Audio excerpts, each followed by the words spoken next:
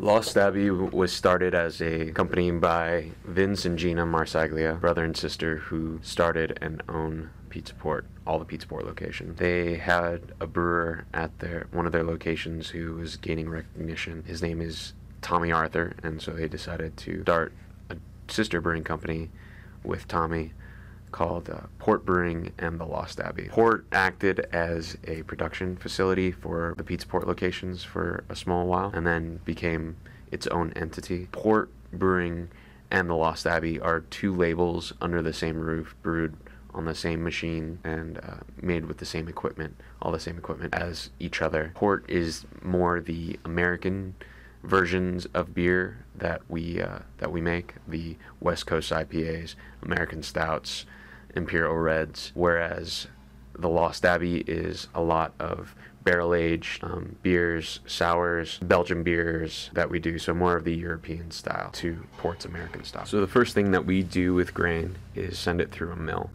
which is a machine that has two cylindrical rollers that rotate inwards towards each other. Each roller has machined ridges on the outside at an angle to help crack this grain open.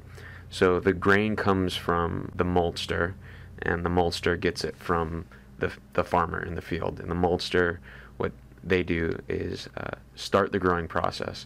So the grain is a small package of starch, basically, with the outside of the packaging being the husk or the hull, which is pretty much impenetrable to water except for a small part at one of the ends. It's a seed in essence. So what happens is they add water, they start the growing process. Enzymes start breaking down cell walls, some intermediate fascia. What we're trying to do is get towards the starch that's on the inside, because starch gets broken down by enzymes into sugars, and sugars are what we're trying to bring out in the brewing process, extract in the brewing process, so that we can make it into alcohol. That's the final goal. The next process is mashing. So we take all the malt that has been milled, it's put into a container called the grist case, and now it's grist. That sits above the mash tun. When we're ready to mash, we'll open it up, grain will come down into the mash tun itself, and we'll slowly add hot water. And what we're doing in essence is making oatmeal, but without porridge grains and oats. What we're trying to accomplish here is hitting a temperature that is desired in order to bring about action by the enzymes that are left, and breaking down the starches that we have in the endosperm that we have broken out, made available for water to get to. Because as soon as water gets to it, it hydrolyzes it, it turns into a liquid form, and then the enzymes can start reacting because they need water to act. So they will start breaking down starches, longer strands of sugar, into smaller strands of sugar that are edible by the yeast. And that's the final goal, is to get sugars that are small enough for the yeast to eat so that it can turn it into alcohol and CO2. So boiling happens in the kettle. The kettle is essentially a large pot. It's heated by elements that are in its walls. The wort is heated up and then goes up through the housing there, hits the cone, shoots out to the side, and then just keeps circulating.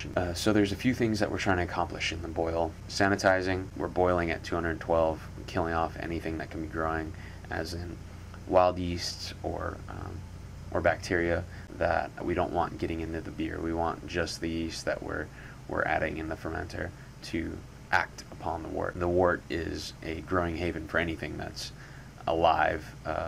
It has sugars, it has minerals and vitamins, and it has protein, anything that the building blocks of life.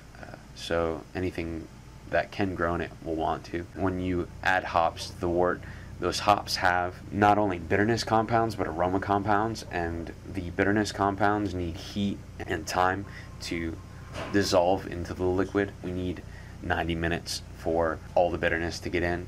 You can add hops at 60 minutes, at 30 minutes. You have different additions for different beers depending on the recipe. But the longer that you have the hops in the wort, the more bitterness you're going to get out of them.